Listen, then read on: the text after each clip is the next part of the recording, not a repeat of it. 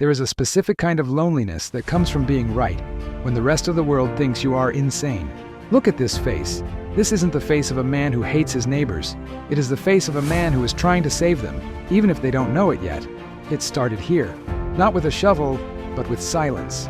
While the rest of the subdivision was arguing over fence heights and lawn colors, Jack was listening to the ghosts of the land. He sat for hours with these maps, geological surveys, old topographical charts that remembered what the earth looked like before the asphalt covered it up. He traced the invisible lines of ancient waterways. He saw the inevitable logic of nature that everyone else had chosen to ignore. He wasn't planning a renovation. He was preparing for a war. To the naked eye, the ground was solid, dry, safe. But when Jack touched the dirt, he didn't feel the dust. He felt the memory of water. He knew that the earth has a long memory, and concrete is just a temporary bandage. He realized that the foundation of his life and everyone else's was built on a lie, and the only way to survive the truth was to start digging. There is a moment between knowing the truth and acting on it. A moment of absolute clarity. Jack didn't ask for permission. He didn't ask for understanding from the homeowners association. He simply stood his ground, looked at the horizon, and decided to break the peace. Then, the silence ended. The yellow beast arrived. To the neighbors, this wasn't construction, it was destruction. A jagged wound in the perfect green tapestry of the suburbs. They saw a mess. They saw a property value plummeting. But Jack didn't see a hole in the ground. He saw a fortress, 12 hours a day. The smell of diesel and sweat became his cologne. Inside that cabin, the world narrowed down to levers and dirt. He was deaf to their insults.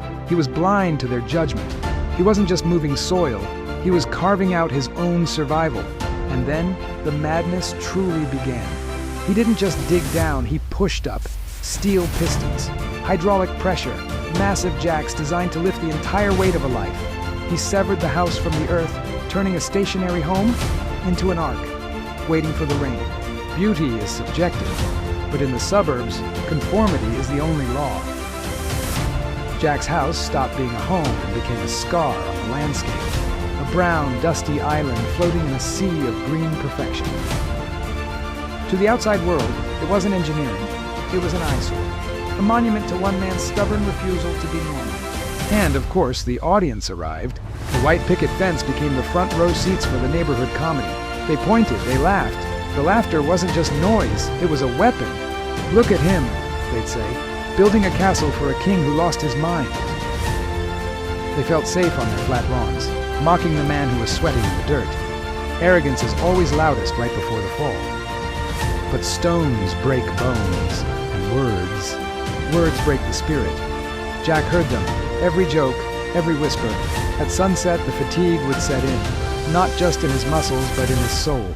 He sat on the steps of his unfinished ark, covered in dust, eating a cold sandwich alone.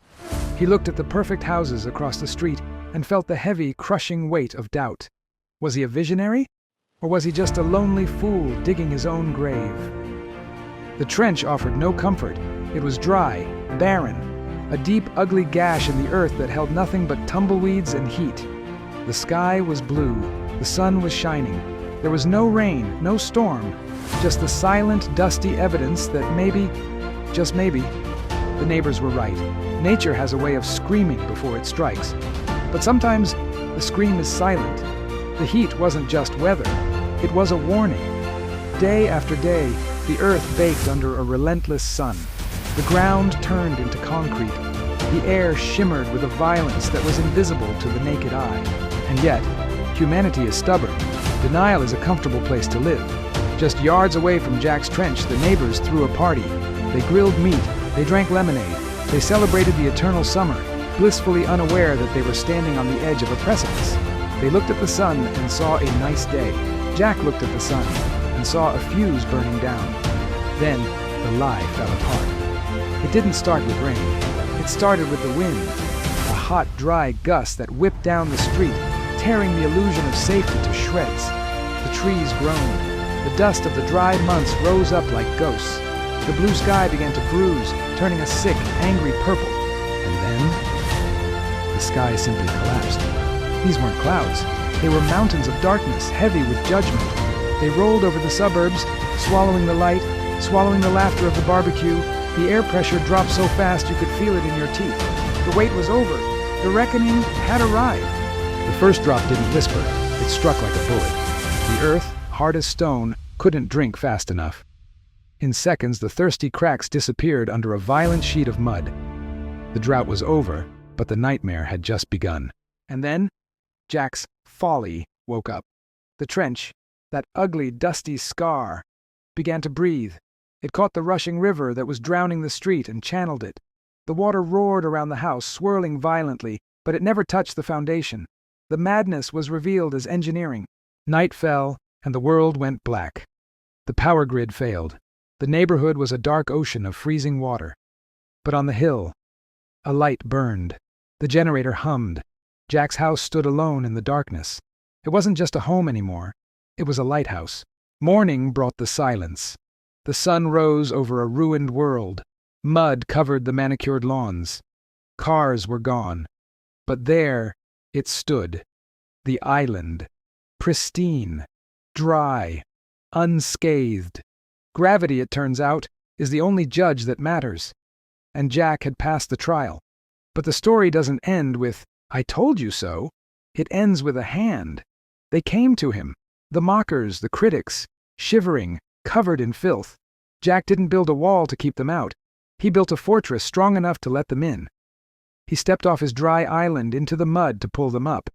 Pride dissolves quickly in cold water. The fences they had argued over were gone. The boundaries washed away.